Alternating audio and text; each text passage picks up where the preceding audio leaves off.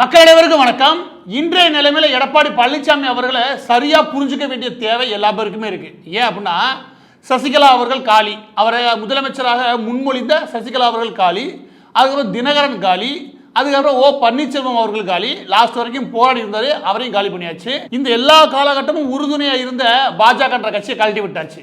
இது வரைக்குமே ஒரு அரசியல்வாதியாக அவர் எது வேணா செய்யலாம். ஏன்னா அரசியலை பொறுத்த வரைக்கும் வேற எதுல இருக்குதோ இல்லையோ, அரசியலை பொறுத்த வரைக்கும் எது வலுவானதோ அது நீடிச்சு நிற்கும். அந்த வகையில் இந்த குறிப்பிட்ட அதிமுக கட்சியை தன்வசப்படுத்துறதுக்காக அவர் எம்எல்ஏகளை தன்வசப்படுத்தணும் மட்டும் கிடையாது, அதற்கு தடையா இருந்த எல்லா நபர்களையும் காலி பண்ணியிருக்காரு. மீண்டும் அவர்கள் உள்ள வர முடியாத அளவுக்கு நிலைமையை உருவாக்கியிருக்காரு. இது வரைக்கும் பார்க்கும்போது நம்ம பாராட்டக்கூடிய அரசியல்வாதியாக நமக்கு தோணும். ஆனா தற்போது நடக்கக்கூடிய அரசியல் இல்லையா, இதையெல்லாம் பார்க்கும்போது இது வரைக்கும் பண்ணதெல்லாம் ஓகே, ஆனால் இப்போ பண்ணுறாரு பாருங்க, இது கொஞ்சம் கூட மனசாட்சிக்கு உகந்தது அல்ல. ஏன் அப்படி சொல்கிறேன் அப்படின்னா, இப்போ செய்கிறது இந்த அதிமுக தொண்டர்கள் மற்றும் நிர்வாகிகள் இருப்பாங்களா, அதிமுக மனப்பூர்வமாக விரும்பக்கூடிய ஒரு பெரும் வாக்காளர்கள் இருக்காங்களே, அவங்க திமுகவுக்கு எதிராக மிக முக்கியமாக கருணாநிதிக்கு எதிரான ஓட்டு.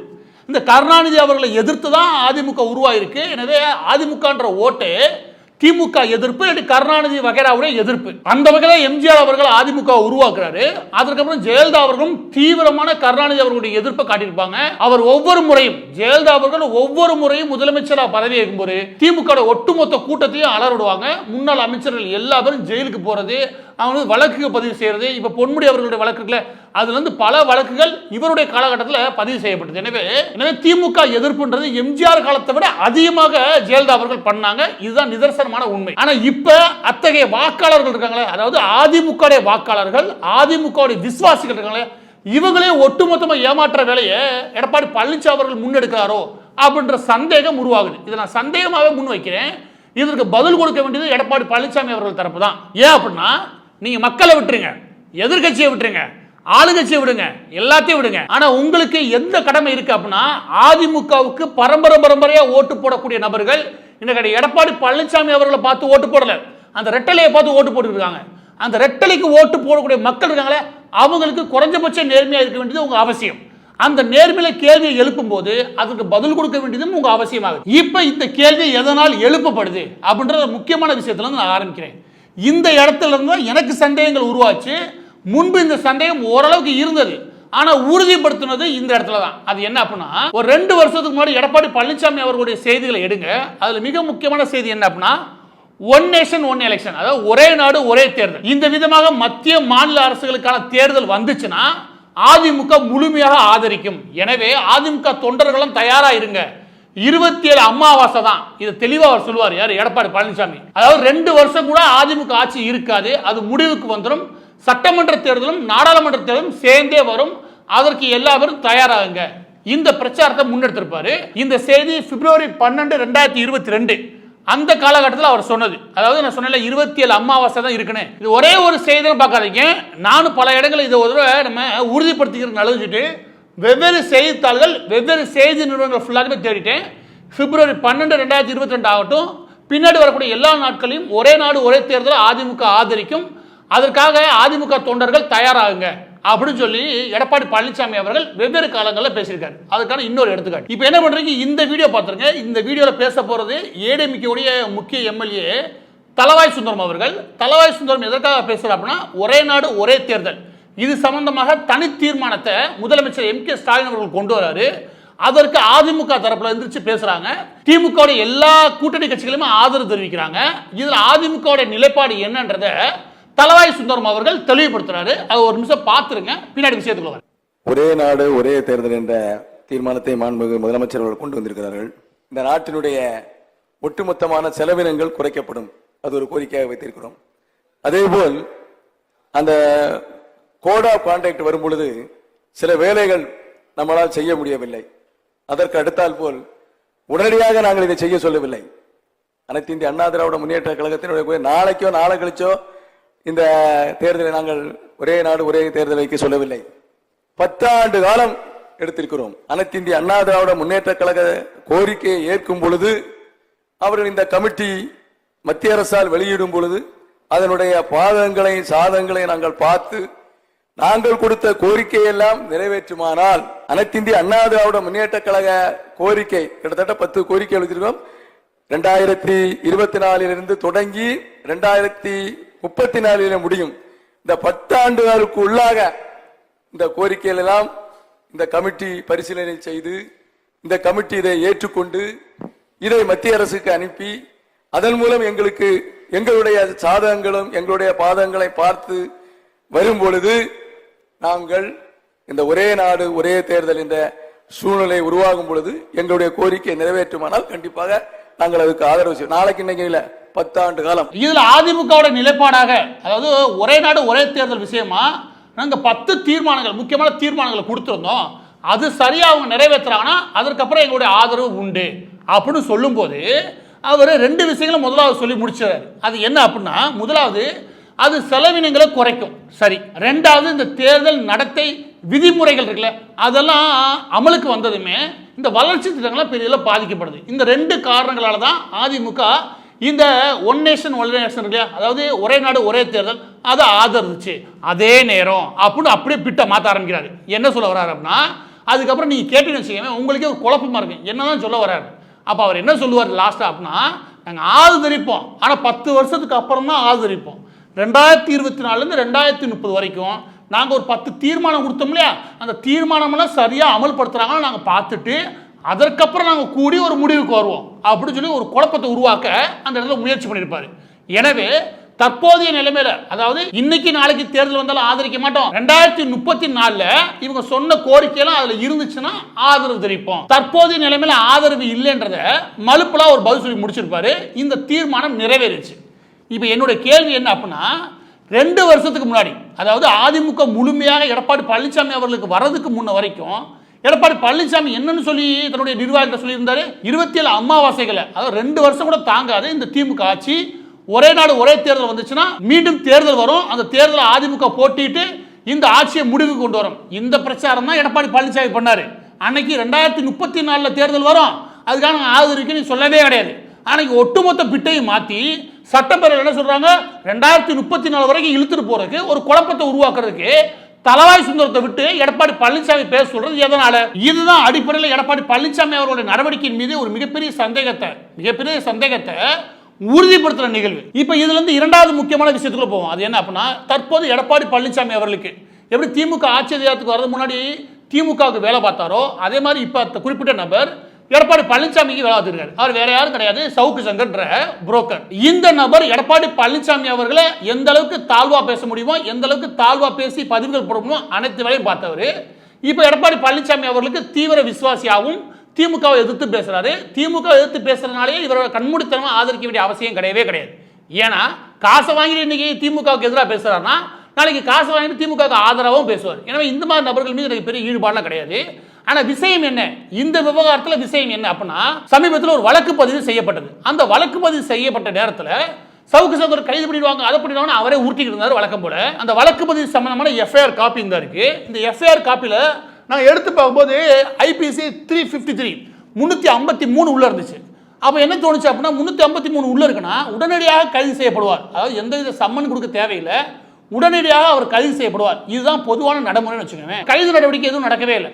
கைது நடவடிக்கை எதுவும் நடக்கவே இல்லை அப்படின்னு விசாரிச்ச போது எங்களுக்கு வித்தியாசமான ஒரு செய்தி வந்துச்சு. இதற்கு ஆளும் தரப்பினர் திமுகவுக்கு இதற்கு வேண்டுகோள் வச்சது அதிமுக தரப்புல இருந்து ஒரு முக்கியமான வேண்டுகோள். எனவே அவர் கைது செய்யப்படவே இல்லை. அந்த வேண்டுகோளே அதிமுக மேலிடத்துல இருந்து வருது அப்படின்றதான் இந்த அளவுல தகவல். இப்ப அடுத்த விஷயம் பின்னோக்கி போவோம். 2019, 20, 21 ஸ்டாலின் அவர்கள் மிக முக்கியமான வாக்குறுதி ஒன்று கொடுத்திருந்தார். அது என்ன வாக்குறுதி அப்படின்னா, எடப்பாடி பழனிசாமி இருக்கார் இல்லையா, எடப்பாடி பழனிசாமி ஆகட்டும் இல்ல பிற நபர்கள் ஆகட்டும், இந்த எல்லா அமைச்சர்களுமே திமுக ஆட்சி அதிகாரத்துக்கு வந்ததுமே சிறைக்கு செல்வார்கள். இது நீங்க எல்லா பேருமே கேள்விப்பட்டிருப்பீங்க. அவர் இந்த வாக்குறுதியை எல்லா இடங்களிலுமே கொடுத்தார். இந்த வாக்குறுதி கொடுத்தது மட்டும் கிடையாது, உதயநிதியோடைய முதலாவது மேடை அப்ப அவர் இந்த முரசுரை அறக்கட்டளை அதோட தலைவராக மட்டும் தான் இருக்காரு. அப்ப பிரச்சாரத்துக்கு போறாரு. அந்த இடத்துல ஆரம்பிச்சு பல இடங்கள்ல உதயநிதி அவர்கள் பேசணும் இதேதான். எல்லா அமைச்சர்களுமே திமுக ஆட்சி அதிகாரத்துக்கு வந்ததுமே சிறைக்கு செல்வார்கள். அந்த காலகட்டங்களில் கொடுக்கப்பட்ட வாக்குறுதிகள் படி இவங்க ஏதாவது நடவடிக்கை எடுத்தாங்கன்னா, தற்போது 2.5 வருஷம் ஆச்சு, எந்த நடவடிக்கையும் கிடையாது. இது திமுக ஆட்சி அதிகாரத்துக்கு வந்ததுக்கு அப்புறமே எந்தவித பழிவாங்கும் நடவடிக்கைகள்லாம் ஈடுபடவே கிடையாது. எந்த அமைச்சரையும் சிறைக்கு அனுப்பவும் கிடையாது, எந்த அமைச்சர்களையும் தொந்தரவு பண்ணவும் கிடையாது. யாரு முன்னாள் அமைச்சர்கள் யாரையும் தொந்தரவு பண்ணவே இல்லை. பரவாயில்ல, 2.5 வருஷம் எந்த தொந்தரவும் இல்லாமல் அதிமுக முன்னாள் அமைச்சர்கள் இருக்காங்களே, அப்ப எடப்பாடி பழனிசாமி அவர்கள் இது எந்த விதமா அணுகிறாரு? இல்லாட்டி ஸ்டாலின் அவர்கள் பெருந்தன்மையோட இழந்துக்கிறாரா? இதெல்லாம் கிடையாது. இதெல்லாம் நிச்சயமா கிடையவே கிடையாது. ஸ்டாலினுக்கு பெருந்தன்மையும் கிடையாது. எடப்பாடி பழனிசாமி அந்த அளவுக்கு அணுகுமுறை, அதாவது சட்ட ரீதியான அணுகுமுறையில இந்த எல்லா அமைச்சர்களையும் காப்பாற்றக்கூடிய நபரும் கிடையாது. எனவே இது வேறொரு கோணத்தில் நிச்சயமா இருக்குன்றத அந்த இடத்துல நம்மளால புரிஞ்சுக்க முடியுது. அதாவது எந்த நடவடிக்கையும் எடுக்காதப்ப, இந்த 2.5 வருஷத்துல எந்த நடவடிக்கையும் எடுக்காதப்ப, இதை விட இதே மாதிரியான ஒரு வாய்ப்பு இவங்களுக்கு மட்டும் கிடையாது. எடப்பாடி பழனிசாமி அவர்கள் ஆட்சியில் இருக்கும்போது இருந்துச்சு. இன்னைக்கு நீங்க முக்கியமான 3 அமைச்சர் இருக்காங்களே, தங்கம் தென்னரசு ஆகட்டும், இல்லாட்டி KKSR ராமச்சந்திரன் ஆகட்டும், இல்லாட்டி இந்த பொன்முடி அவர்கள், இந்த வழக்கு எல்லாமே நிலுவையில மந்தமா நின்றது இதோட ஆட்சியில தான். யாரு? எடப்பாடி பழனிசாமி அவரோட ஆட்சி தான்.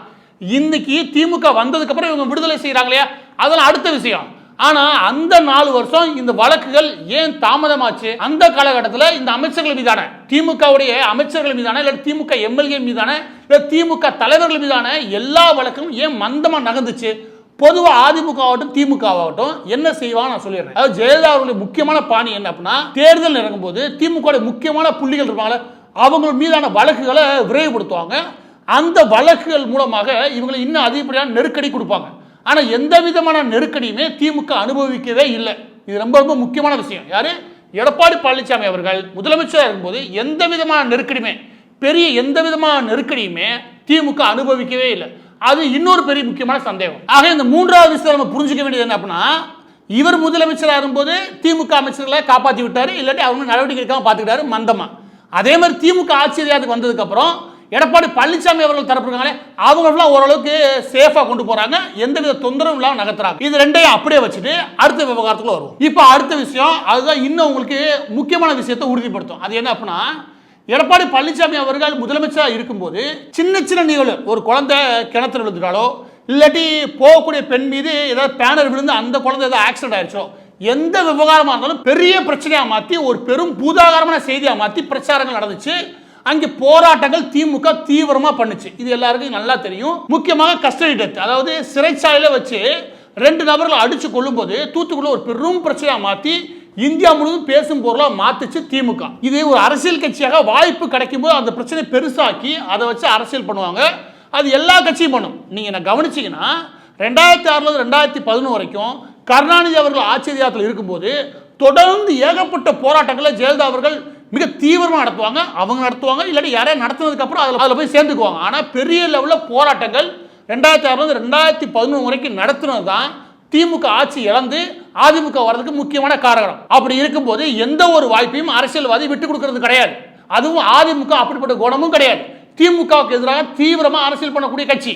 ஆனா விசித்திரமாக இந்த 2.5 வருஷம் நீங்க எடுத்து பாருங்க, கஸ்டடி டெத் இருக்கு இல்லையா, ஏகப்பட்ட கஸ்டடி டெத். எனக்கு தெரிஞ்ச 13க்கும் மேற்பட்ட கஸ்டடி டெத். இது திருவண்ணாமலையில கஸ்டடி டெத் 2022 ஏப்ரல் நடந்தது. 2022 ஏப்ரல் நடக்குது. மே மாசம் விக்னேஷ் பையன் அடிச்சு கொள்றாங்க சென்னையில. அதுல சென்னையில கொடுங்கையூர் பக்கத்துல ஒரு நபர் அதே மாதிரி அடிச்சு கொள்றாங்க. அப்ப விக்னேஷ் ஆகட்டும், திருவண்ணாமலை ஆகட்டும், கொடுங்கையூர் ஆகட்டும், இந்த மாதிரி நிகழ்வுகள் கடந்த 2.5 வருஷத்துல எனக்கு தெரிஞ்சு 10க்கும் மேற்பட்ட நிகழ்வு நடந்துச்சு. ஆனா ஒரு விஷயத்தை கூட அதிமுக அறிக்கை விட்டுட்டு தப்பிச்சிருப்பாரு. யாரு? எடப்பாடி பழனிசாமி. அதிமுக சொல்லாதீங்க, எடப்பாடி பழனிசாமி ஒரு அறிக்கையை கொடுத்துட்டு நகர்ந்திருப்பாப்ல. அது ஒரு பெரிய போராட்டமா மாற்றி தமிழ்நாடு முழுவதும் நடத்தி அதை மக்கள் மத்தியில் கொண்டு போய் சேர்த்து காவல்துறையினர் எந்த அளவுக்கு கொடூரமான நிர்வாகத்தை தராங்க, அதற்கு காரணமான ஸ்டாலின் ஆட்சி கலைக்கப்படணும், இல்லாட்டி ஸ்டாலின் பதில் சொல்லணும் அப்படின்ற ஒரு புள்ளியை நோக்கி திமுகவை எந்த இடத்துலையும் அழுத்தம் கொடுத்து நகர்த்தவே இல்லை எடப்பாடி பழனிசாமி. ஏன்? ஒரு நிகழ்வு மட்டும் கிடையாது. நாங்கள் 2.5 வருஷமும் திமுக ஆட்சிக்கு எதிராக பல்வேறுபட்ட விஷயங்கள் சொல்லியிருக்கோம். அதுல மிக முக்கியமாக நாங்கள் தொடர்ந்து சொல்ற விஷயம் என்னன்னா, கர்ப்பிணிகள் இறப்பு இருக்கு இல்லையா, அதாவது ஆரம்ப சுகாதார நிலையமாட்டும் இல்லை அரசு மருத்துவமனையில் கர்ப்பிணிகளுடைய இறப்பு இருக்கு பாருங்க. இந்த இறப்பு வேற எந்த காலகட்டத்தை விட அதிகமா இருக்குது. பெரம்பலூர்ல பரமேஸ்வரி ஆகட்டும், இல்ல அறந்தாங்கில 2 பெண்கள் அடுத்தடுத்த வாரங்கள் இறக்குறாங்க கர்ப்பிணிகள். அந்த அறந்தாங்கி மருத்துவமனை எப்படிப்பட்டது நான் முன்பே போட்டிருக்கேன். அதுவாகட்டும், இல்லாட்டி ஸ்ரீவில்லிபுத்தூர் ஆகட்டும், ஸ்ரீவில்லிபுத்தூர் 2 பெண்கள். இந்த மாதிரி தொடர்ந்து தமிழகம் முழுவதும் கடந்த 2.5 வருஷத்துல ஏகப்பட்ட கர்ப்பிணி பெண்கள் இறக்குறாங்க. இதெல்லாம் சென்சிட்டிவான விஷயம், மக்கள் மத்தியில் உடனே பத்திக்கும். இந்த விஷயம் சம்பந்தமா எந்தவித போராட்டமும், ஒரு போராட்டம் கூட அதிமுக நடத்தவே கிடையாது. பேருக்கு அங்கங்க நடத்திட்டு கப்புச்சுப்படி இருந்ததுதான் எடப்பாடி பழனிசாமி அவரோட நடவடிக்கை. இந்த நடவடிக்கை எனக்கு அப்பவே பெரிய அளவு சந்தேகத்தை உருவாக்குச்சு. ஏன் அப்படின்னா, இதெல்லாம் அவருக்கு கிடைக்கக்கூடிய அரசியல மிக முக்கியமான வாய்ப்பு. மக்களுக்கு குரல் கொடுக்கலன்னா இவர் அரசியல் தலைவராக இருக்க வேண்டிய அவசியம் எதுவும் கிடையவே கிடையாது. எனவே நிச்சயமாக குரல் கொடுப்பார் நினைச்சா அறிக்கையோட நிப்பாட்டிக்கிறது. எவ்வளவு பெரிய இயக்கம் அதிமுக, ஒரு மிகப்பெரிய இயக்கம், அதோட கட்டமைப்பு மிகப்பெரியது. ஒவ்வொரு குக்கிராமத்துக்கும் இந்த விஷயத்தை கொண்டு போய் சேர்த்து ஒரு பெரிய பிரச்சனையா மாத்தி ஆரம்ப சுகாதார நிலையங்கள் மற்றும் அரசு மருத்துவமனை நிலைமையை சொல்லி மக்கள்கிட்ட போய் வச்சுக்கவே ஒரு மிகப்பெரிய அலையை உருவாக்கவே முடியும். ஆனா அவ்வளவு பெரிய வாய்ப்பை அவர் செய்ய மறுத்தார். நான் திரும்ப சொல்றேன், செய்ய மறுத்தார் எடப்பாடி பழனிசாமி. எதனாலனா இந்த திமுக அரசுக்கு எதிராக தீவிரமா அரசியல் செய்யற நிறுத்திட்டாரா, இல்லாட்டி செய்யக்கூடாதுன்ற முடிவுக்கு வந்துட்டாரா, இல்ல உடன்படிக்கையில் இருந்தாரா? இதை விடவும் முக்கியமான சில கேள்விகளை அடுத்து நான் எழுப்ப விரும்புறேன். எடப்பாடி பழனிசாமி அவர்கள் ஒரு அரசியல்வாதியாக ஒரு எல்லையை தாண்டி போயிட்டார் அப்படின்னு எனக்கு தோணுது. அது என்ன அப்படின்னா, அதிமுக திமுக அதிமுக இது ஒன்னு உயிர் கொடுக்கக்கூடிய கட்சி. அதாவது ஒன்னு இல்லைன்னா இன்னொரு அழிஞ்சு போகும். இந்த மாதிரி நிலைமையில் இருக்கும்போது இவருக்கு எந்த கட்சி தேவை? திமுக கட்சி தேவை. அப்பதான் அதிமுக கட்சினால திமுக வீழ்த்த முடியுன்ற பின்பத்தை மக்கள் மத்தியில் கட்டமைக்க முடியும். இது தப்பே கிடையாது. ஆனா அதற்காக திமுக போய் நிக்கிறது பாருங்க, அது அயோக்கியத்தனம். அப்படி திமுக போய் நிற்கும் போது யாராவது திமுக நிக்கிறாங்க யாரும் சொல்லிட்டா, அதற்கு முன்பே அவர் செஞ்ச விஷயம் என்ன அப்படின்னா, இந்த மாதிரி வெளியனுப்பக்கூடிய நபர்கள் மிக முக்கியமாக ஓ பன்னீர்செல்வத்தை வெளியனுப்பும் போது இவருடைய ஆதரவாளர் மிக முக்கியமாக சவுக்கு சங்கரை வச்சு ஊரெல்லாம் பேசுற மிக முக்கியமான விஷயம், ஓ பன்னீர்செல்வம் திமுகவில் இணைய போறார், ஓ பன்னீர்செல்வம் திமுகவுடைய பி டீமா இருந்தா இயங்குறார் அப்படின்ற விஷயத்தை எல்லா பேரும் பரப்புங்க. தன்னை யாராவது முன்பு சொல்றதுக்கு முன்னாடி அவர் மீது பழிய போட்டுட்டா, இப்ப கடைசியா எங்க வந்திருக்குது, ஓ பன்னீர்செல்வத்துக்கான இருக்கை இருக்கு பாருங்க. நான் அதையும் சொல்லிடுறேன். ஓ பன்னீர்செல்வத்துக்கான இருக்கை, சட்டப்பேரவையில் அவருக்கான இருக்கை எதிர்கட்சி தலைவராக இருக்காரு. இப்ப அந்த இருக்கை எடுத்துட்டாங்க யாரு? திமுக. அந்த இருக்கை யாரு கொடுக்குறாங்க? எடப்பாடி பழனிசாமி யாரு கேட்டாரோ அவர் கைக்கு போகுது. இந்த விதமா அதிமுகவும் திமுகவுடைய தலைமைகள் ஒரு உடன்படிக்கையில் வருதுன்னா இதை விட ஒரு பெரிய துரோகம் வேற எதுவுமே கிடையாது. அதாவது அதிமுக தொண்டர்கள் மட்டும் கிடையாது, ஒட்டுமொத்த தமிழகத்துக்குமே துரோகம். யோசிச்சு பாருங்க, இந்த மாதிரி ஒரு உடன்படிக்கையில் வந்தா என்ன ஆகும்? ஸ்டாலினுக்கு இதுல ஒரு மிகப்பெரிய லாபம் இருக்கு. அந்த லாப கணக்கினாலதான் இந்த உடன்படிக்கையில அவர் சம்மதிக்கிறதுக்கான வாய்ப்புகள் உண்டு. ஏன்னா ஸ்டாலினையும் சம்மதிச்சான்ற ஒரு எண்ணம் வரும் இல்லையா? அதுக்கு நான் சொல்றேன் என்ன அப்படின்னா, இப்ப இவரோட தலைமைக்கு அடுத்து உதயநிதி வந்தாகணும். அப்ப உதயநிதி வெற்றிகரமா கட்சியை கைப்பற்றினா மட்டும் பத்தாது, அடுத்து முதலமைச்சர் நாற்காலே உட்காரணும். அந்த காலகட்டத்தில் அதிமுக வீக்கா இருக்கிறது அவசியம். அதிமுக ரொம்ப பலவீனமா இருக்கு எப்ப? இந்த சசிகலா அவர்களோ இல்ல ஓபிஎஸ் அவர்களோ இல்ல தினகரன் அவர்களோ இந்த மாதிரி நபர்களா இருக்காங்களே, இவங்களா வெளியேறி அவரோட கூட்டணியும் பலவீனமாகணும். அப்ப அவர் கூட்டணியும் பலவீனமாச்சுன்னா எந்த அளவுக்கு அதிமுக பலவீனமா இருக்கோ அந்த அளவுக்கு தனக்கு நல்லது. அப்ப அதை பலவீனப்படுத்துறதுக்கான எந்த ஒரு வேலையில இந்த கட்சியில ஈடுபட்டாலும் அதை சம்மதிக்கிறதுக்கு ஸ்டாலின் தயாரா மட்டும் தான் போதும். ஏன்னா அதிமுக பலவீனப்படுத்துற எந்த வேலையுமே ஸ்டாலினுக்கு ஏற்புடையதான்.